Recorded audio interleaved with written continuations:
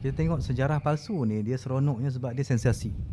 Sensasi dan memberikan feel good factor yang palsu kepada masyarakat.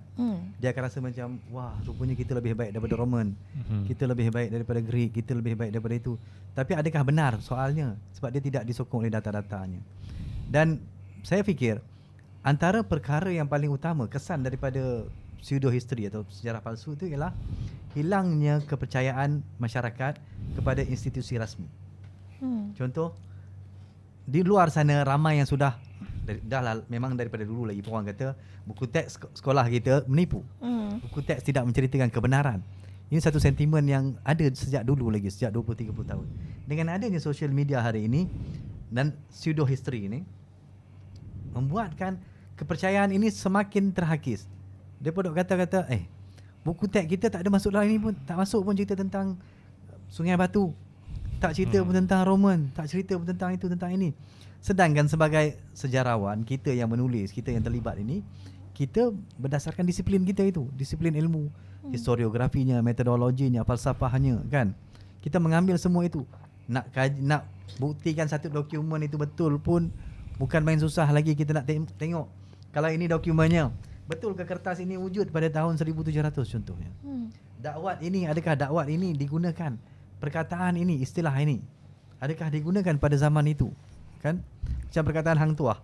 Kalau almarhum Profesor Ahmad Adam yang baru meninggal baru ni, beliau tidak menggunakan perkataan tuah kerana tuah tidak ada pada abad ke-16 misalnya. Ya, menggunakan perkataan tuha instead. Betapa telitinya sebegitu sekali. Datang kita sembrono aja.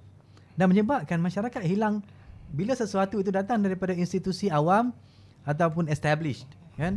Kementerian Pendidikan ke, daripada kerajaan ke, menyebabkan mereka akan menolak. Dan mereka akan mencari daripada sumber yang siapa yang tidak sehaluan dengan kerajaan. Mereka akan menerima daripada sumber ini. Pada mereka inilah kebenaran. Sebab orang ini berani keluar dan mencabar establishment. Maka dia adalah kebenaran. Dan itu pula seperti mana yang sudah disebut tadi, kan, Helmi sebut tadi.